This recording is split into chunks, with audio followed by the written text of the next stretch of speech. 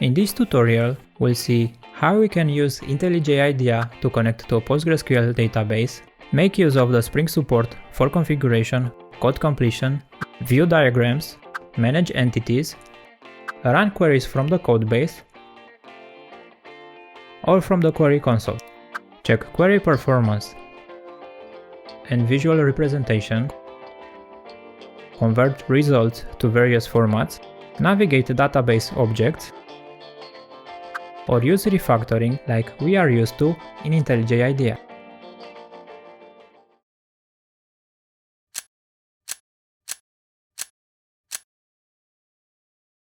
The relational schema we'll use is quite simple, but has enough relations to draw a comprehensive picture of how to use IntelliJ database tools.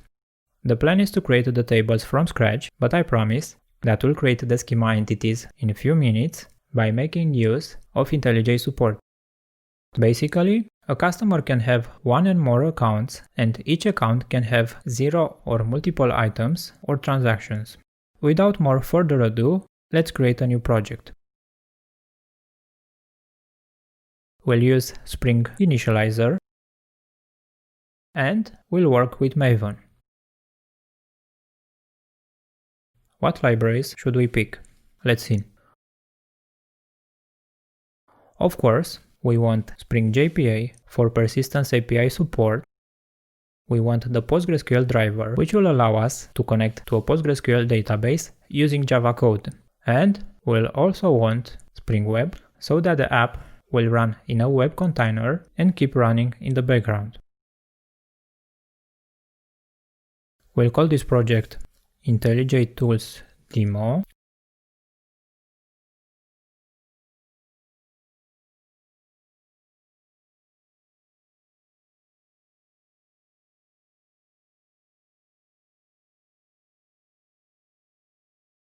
Now, if we try to start this project, empty as it is, it will fail because we didn't configure the data source.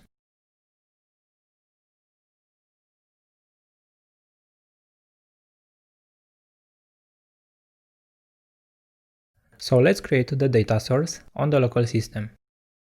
However, first we should have a PostgreSQL database to connect to. So I'll open up my terminal and I'll create one with a simple command. Create DB and the name of the database. Create DB is a shell command that's installed by default when you install Postgres. Next, I'll open a database tool window by using Command and E, and then I'll type just data. I like to keep it open only when I'm using it.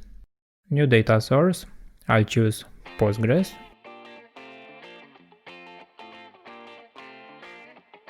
We'll connect to the local source, default port, and the database it's called PostgreSQL Demo. Test connection. Nice. Let's do a basic select.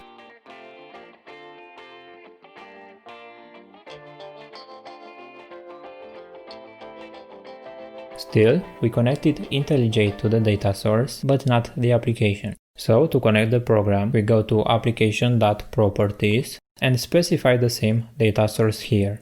s.d.u for Spring data source URL, and here I'll copy paste the previous URL.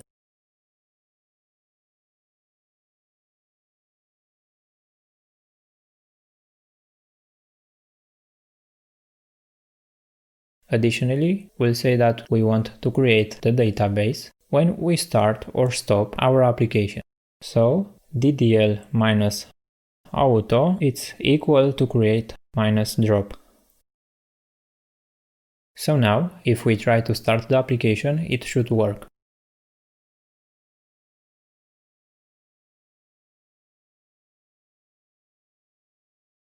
Great. Yet, we have no table on our local database. So, our first move will be to create one, but we don't want to create them manually, although we can. We'll create some entities classes and let Spring JPA do it for us. Hide this with Shift and Escape, and now let's create a new class. Command and N. Let's name it account and add it under the domain package.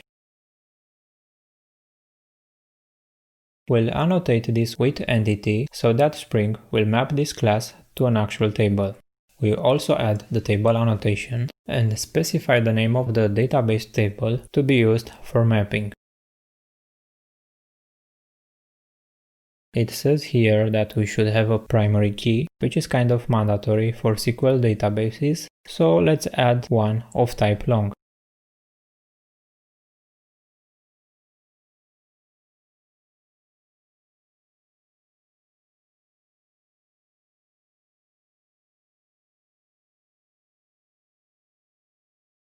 IntelliJ also suggests to add a data source for this entity.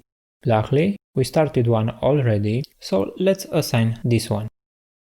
Still red. Probably because the table is not created yet.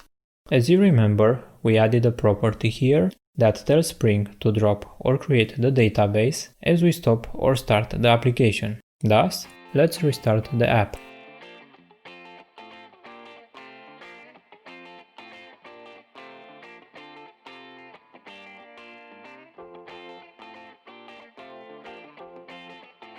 At this moment, we have an active connection between the code and the local database. So if I click on this account annotation, it will point me to the table where I can do stuff. Furthermore, the account should have a name,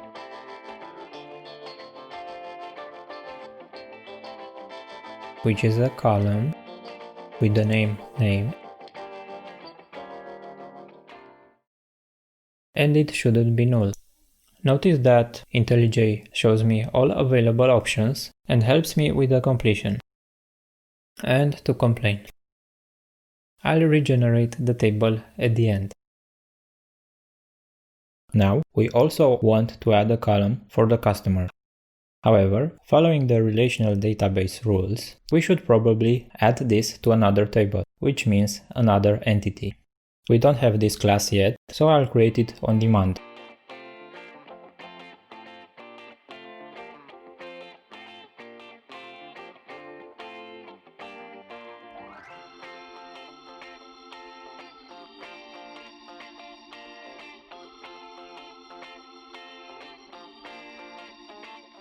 Next, we should specify the primary key for the customer, which in this case will be again an ID. So why don't we create a base class which holds the ID attribute, and then we extend this in our entities. Create a new class, base entity.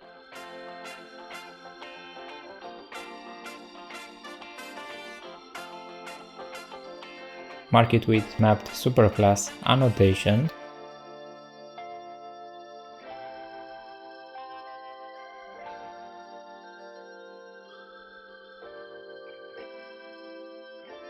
And this will help us to reuse base properties of JPA and Hibernate entities. This way, we won't have to declare them in every entity. Customer extends base entity.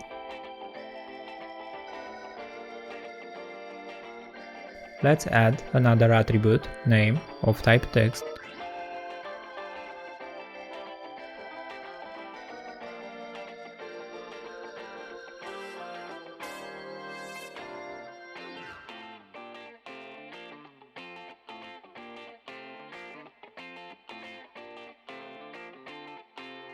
And we go back to our account class.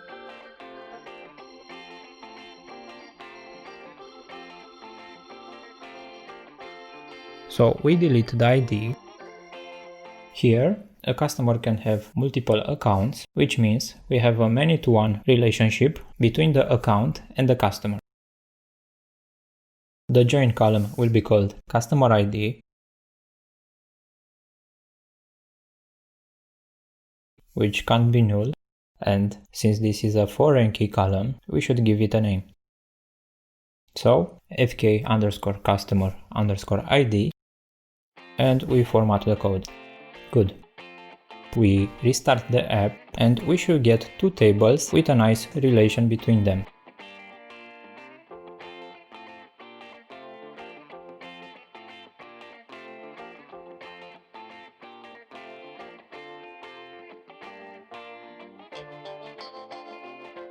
We can even view the relation on a diagram.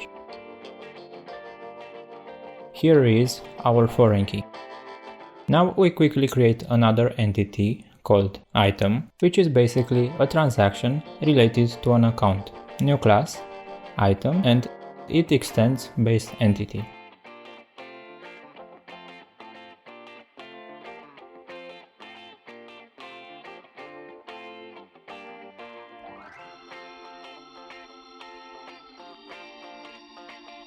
For an item, we have a title, an amount, and the corresponding account.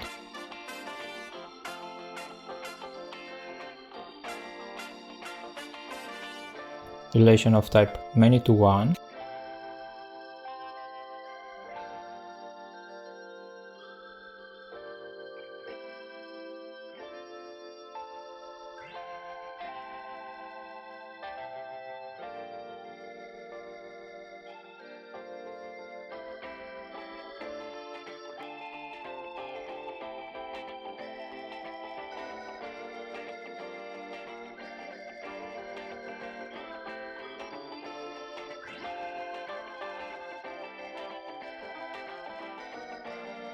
IntelliJ also marks this relation with this getter, and if I click on it, it will go to the source.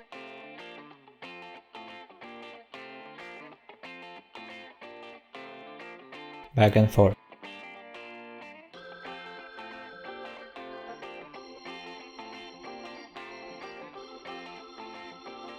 Now, even more, we want the account object to have access to the transactions, and therefore we add here a list of items. In this case, the relation will be one to many. We should also specify that this is mapped by account. Note that join column annotation will help us to specify the column we'll use for joining an entity. On the other hand, the map by attribute is used to define the referencing side or not owning side of the relationship. Additionally, we can set an action for this column. When one row from this column is deleted, we want to delete all references from the other table.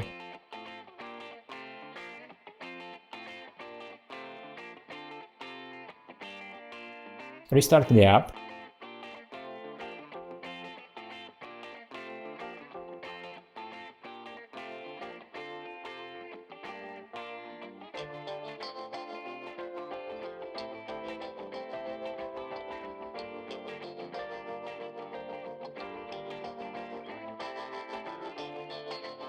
Nice, we have a threesome relationship between the tables now.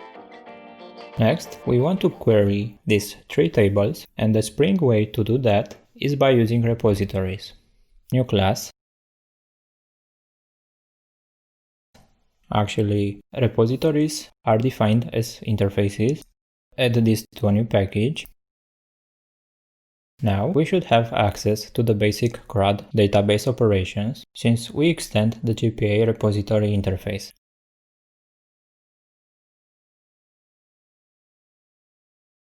This will give us access out of the box to these methods. This might be enough, but we want to make a fancier query. Let's say we want to get the customer where the name of the account is some name. The query will be select customer from account. Notice that I have SQL code completion. I will give this table a tag A, where a.name is equal to some name. And of course, we should have a method here. It returns customer, find customer by, and here the parameter we pass to the query, which is name.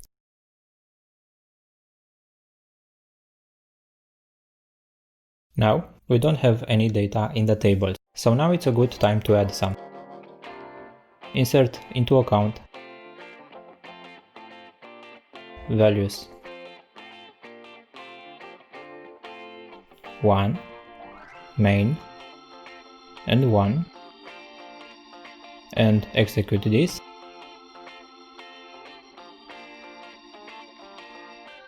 we violate the foreign key constraint because there is no customer in the database. No problem. Insert into customer values 1 and Joe. Good. Now we can try again the one for account. Finally, we're ready to run the query from within our codebase. Alt and Enter. Run query for name main. This is our customer. Great. Additionally, we can see the parameters that we pass in. So, by using IntelliJ IDEA, we have a more convenient way to define more complex queries, and we can also test them while we are coding. At the end of the day, this will reduce the context switching between desktop tools and the IDE, which in turn will help us to stay in the flow and be more productive. Furthermore, as we saw earlier, we can also use the query console to test out queries. So let's introduce some more rows in the items table as well. Insert into items values. For groceries,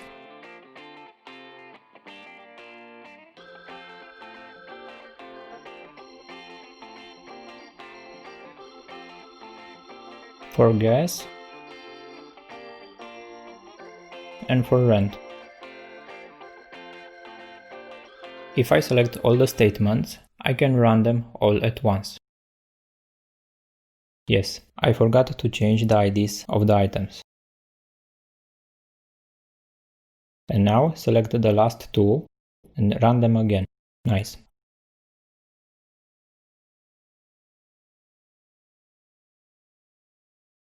Now let's see a more complex query. For instance, select from all three tables and then join them on certain keys. Select customer name,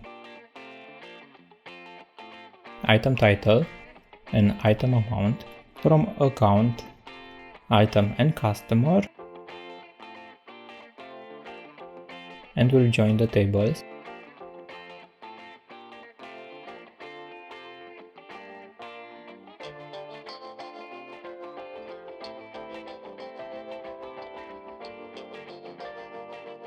And also filter by the customer name.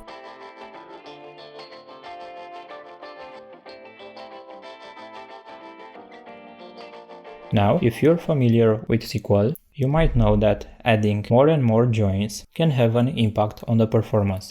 Luckily, PostgreSQL lets you to quickly analyze queries, which shows what's under the hood so that you can optimize them.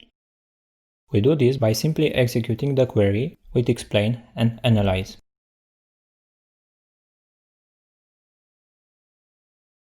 Here we can observe the query deconstructed in its components, and also the time it took to execute them. Based on this analysis, we might decide to add indexes to certain columns or to change the order of joins. Additionally, IntelliJ IDEA shows us a graphical way to see what happened. We see here a lot of full scans happening, which strongly suggests to add some indexes on these columns if we do a lot of queries like this join. Performance concerns aside, we can choose to export this as various formats, for instance HTML, and then we can share it, which is pretty nice.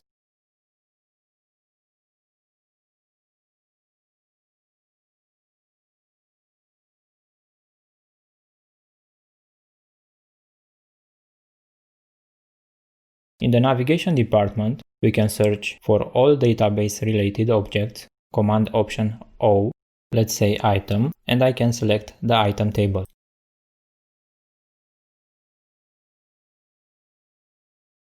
Just to blow your mind, IntelliJ IDEA can go directly to the reference row in the other table by using the account ID, using the same old shortcuts, Command and click or Command and B.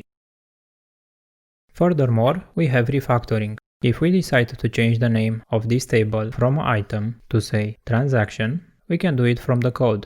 Shift and F6 and it will be changed in the database as well. or vice versa, change it from the database and it will be reflected in the code.